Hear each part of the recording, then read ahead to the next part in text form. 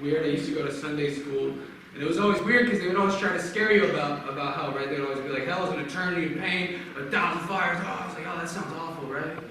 But then I got older and I found out that some people get sexually turned on by pain. And I was like, that's not fair. For them, hell is awesome, right? It's sexual fantasy forever. And hell is moaning in pain. They're just like, man, this is making me really horny right now. This is awesome. Turning you pain, more like a turn you to boners or something. I'm so glad I learned that dude, because this party is off the chain. Call me later. Like, how has God not figured out that he made that mistake yet? Like, how has he not called up the devil? Like, yo, devil, you keeping everyone in check down here, making them hate it? He's like, yeah, except this one dude. He's yelling out Spring Break 2016. Like, did you check his pain switch? Is it turned on? He's like, no, it's turned on. This is weird. Like, the only way that God can punish people that are into that sort of thing is to send them to heaven, because there's no pain there.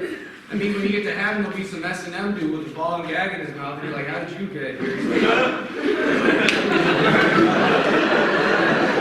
I've had blue balls for 1,000 years.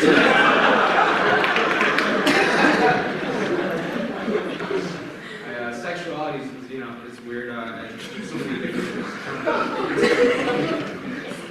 I think it's cool. Sex is weird for me because I'm a dyslexic bisexual. I get men and women confused, but I'll have sex with people. Nice penis, not spelled vagina. That's all. I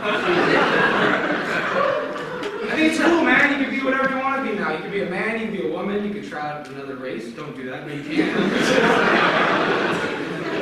I can't wait till it gets to the point where you can try out any type of person you want, like a Baskin Robbins of identity. Hey, can I get 2 scoops of white entrepreneur? Oh, you're all out of that one? Let me try gay Filipino. Oh,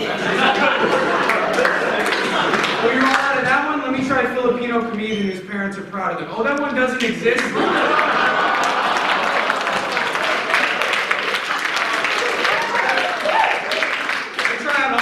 Flavors just so I can be as sexist and racist as I want to be, Just like, yo, I fucking hate Asian women. You can't say that, dude. Yeah, I can, dude. Check the punch card. I tried black women twice. I got Asian free. Great news. That blackface Robbins. I don't know the name of the I am half white, half Filipino. I'll be whatever you want me to be. I'm pretty insecure. My mom grew up poor in the Philippines, which is, and she worked really hard to get here, and so now I'm middle class, which is awesome. She worked really hard for that, which it's amazing that you do that for me. But now nothing I ever do to become successful will compare to coming from the Philippines. Does this make sense to you guys? Growing up for me was like I started a new video game, but with my mom's memory card. No matter what level I get to, she could just be like, yeah, but that's because I beat most of the game for you. And the reason why you're in college is because I beat Manny Pacquiao on hard mode.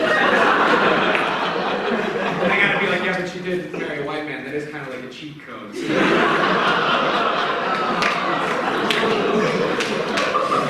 Thank God she did use that cheat code because thanks to me, white Asian women want to date me. You know the stereotype. It's cool. Now I'm doing comedy, which is kind of like I erased her memory card and replaced it with a potato chip.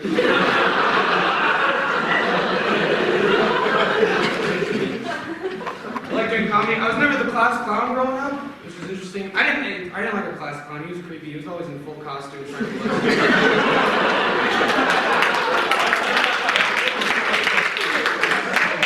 Slapping you with his balloon animal.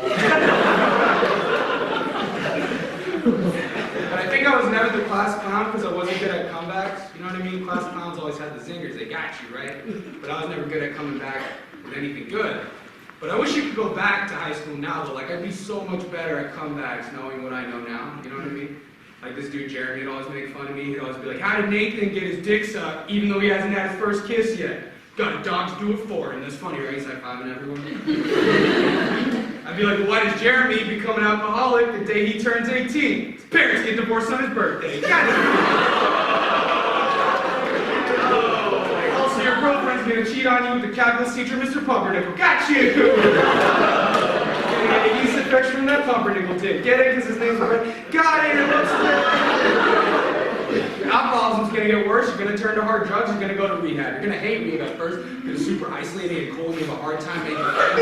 Eventually, you start writing poetry to cope with the stress. You meet this dude named Rodney in group therapy. You and Rodney really hit it off because you both started using around the same time. Right? So you and Rodney hang out. Eventually, he sees your poetry. He's like, dude, these are lyrics, man. Let me rap these lyrics. So he takes you to his room, aka his studio. He lays down the track. He starts spinning your poetry over that beat. It sounds amazing. But his hard-hitting flow infused with your introspective vitriol makes your unique sound that really encapsulates the urban teenage cycle.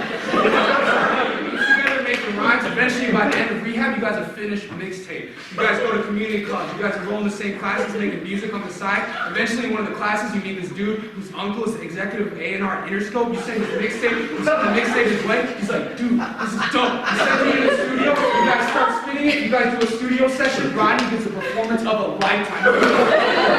Wait, he's like, you guys get a record deal on the spot, a 6-song EP deal, $300,000 up front, and an opening spot on Drake's up-and-coming tour. You guys are ecstatic. You're like, because I haven't drank, at this point, you guys haven't drank or done drugs in 3 years, so you feel emotionally and creatively fulfilled. You have like a down for Tiffany, and you feel like you patched up your relationship with your parents. And so at this point, you pause the story, and you're like, dude, I'm sorry for the things I said to you, man. Like, I haven't really found myself in high school, and if I was where I was now, I would have never said those things to you. I'm like, it's okay, man. I'm just happy to see you happy. You were going through a lot, but if you really think about it, all those things that happened were really blessings in disguise because you've never gotten cheated on by Tiffany and your parents wouldn't have gotten divorced. You would never found that rap was your true passion and met Rodney. So if you think about it, God works in mysterious ways and everything happens for a reason.